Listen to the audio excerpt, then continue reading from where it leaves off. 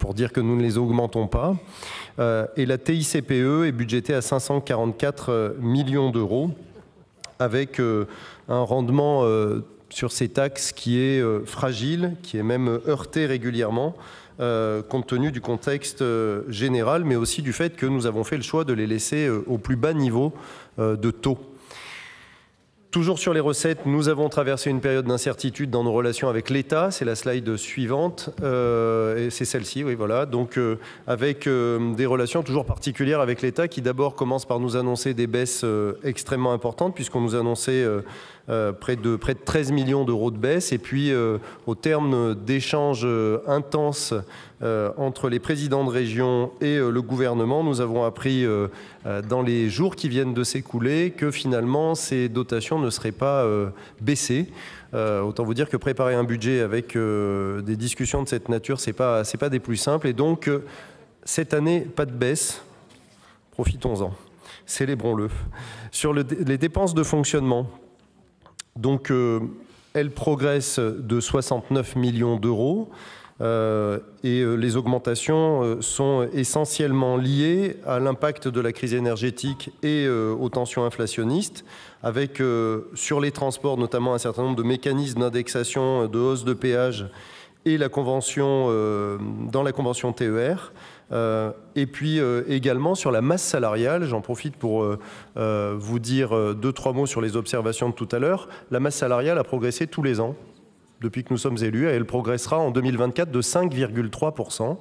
Il n'y a jamais eu de baisse d'effectifs massif comme j'ai pu l'entendre. Et je rappelle, parce que nous ne sommes pas une commune dans laquelle la majeure partie du budget de fonctionnement est représentée par la masse salariale, que notre budget de fonctionnement, la masse salariale représente 15%, ce qui veut dire que quand on fait des économies sur les charges de fonctionnement, on les fait très rarement sur celles de personnel, et ça n'a pas été le cas depuis que nous sommes en responsabilité ici au Conseil régional. Donc une progression de la masse salariale de plus de 5%, 5,3% exactement pour l'exercice 2024 est programmée, 22 millions d'euros de plus exactement.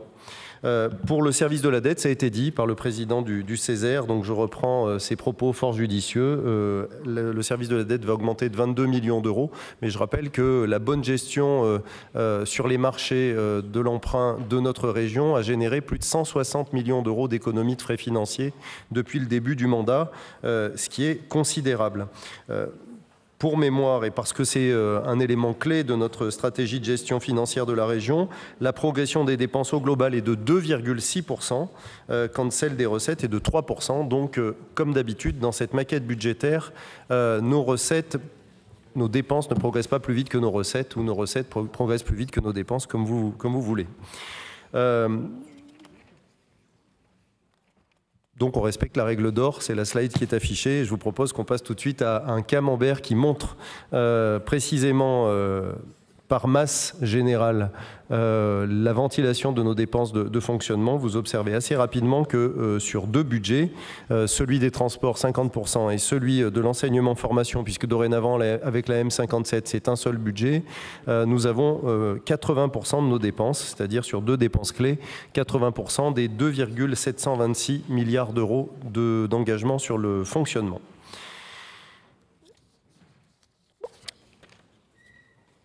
Sur le fonctionnement, toujours quelques éléments sur le contenu du budget, avec un zoom sur les deux principaux postes de dépenses en fonctionnement, les transports et l'enseignement formation.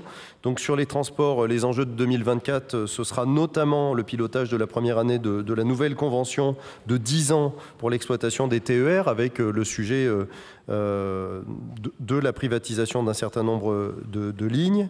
La gestion également au plus près des transports scolaires et interurbains, avec l'impact des contrats et notamment des clauses de révision de prix. Sur l'année 2024, nous aurons également la poursuite de la politique de sécurisation de nos transports qui porte ses fruits, et notamment sur les gares, avec l'expérimentation à Valenceville, à Clermont-Ferrand, et une convention partenariale envisagée sur Lyon-Perrache. Le deuxième poste sur lequel je souhaite faire un focus, c'est celui de l'enseignement-formation. Depuis la M57, donc ces deux intitulés sont fusionnés. En 2024, il est de nouveau proposé de compléter la dotation de fonctionnement des lycées avec un forfait d'externat notamment. Et puis sur l'enseignement supérieur, nous allons appuyer particulièrement, notamment avec le plan région des ingénieurs.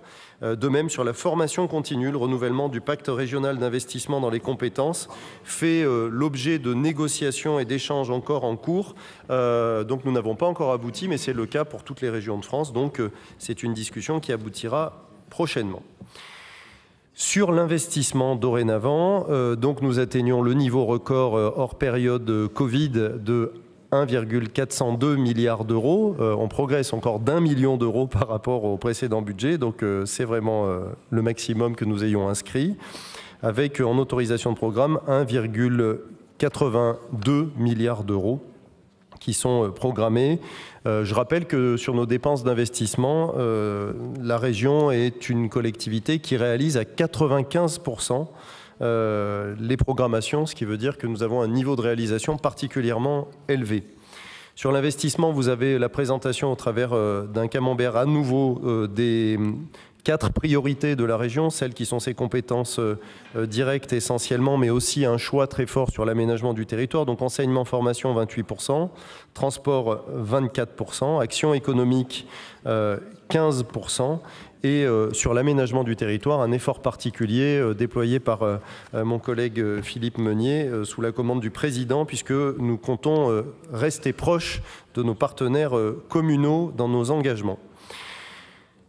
Les priorités sur l'investissement, c'est l'enseignement et la formation, avec une hausse pour accélérer encore l'amélioration de la performance énergétique de nos lycées. Nous inscrivons en investissement 521 millions d'euros en autorisation de programme, avec une hausse de près de 142 millions d'euros, c'est-à-dire 30%.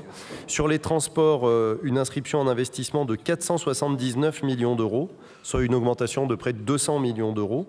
Et une présentation sera faite pendant cette AP par mon collègue Frédéric, qui n'est pas là. Non, il n'est pas là. Je ne le vois pas. À ma droite, il est loin, Frédéric, je ne le vois pas. Et l'action économique, où nous sommes toujours à un niveau extrêmement élevé, bien plus élevé qu'avant le Covid, près de 25% au-dessus de la période avant Covid, pour évidemment consolider l'activité économique de notre région dans la période que nous traversons, mais aussi pour préserver la souveraineté industrielle régionale. Au-delà de ces 3 grandes thématiques, l'effort d'investissement irrigue toutes les compétences régionales, peut-être 4 focus particuliers avec, je l'ai dit à l'instant, l'aménagement du territoire, 182 millions d'euros d'autorisation de programme et un budget augmenté de 43 millions d'euros en crédit de paiement pour mettre en œuvre les contractualisations que nous avons engagées. La culture et le sport, avec une inscription exceptionnelle à hauteur de 176 millions d'euros, qui vont permettre notamment de lancer les 2 structures que le président Quadrini a signalées à l'instant, le musée Saint-Exupéry et le musée de Gergovie. La santé, portée par ma collègue Laurence Fautra, à hauteur de 19 millions d'euros, avec notamment une mobilisation des fonds FEDER. Et puis une politique d'écologie positive, renforcée et structurée, où il est proposé une inscription en investissement de 60 millions d'euros d'autorisation de programme, en augmentation de 25% par rapport à 2023, 19 millions d'euros de plus.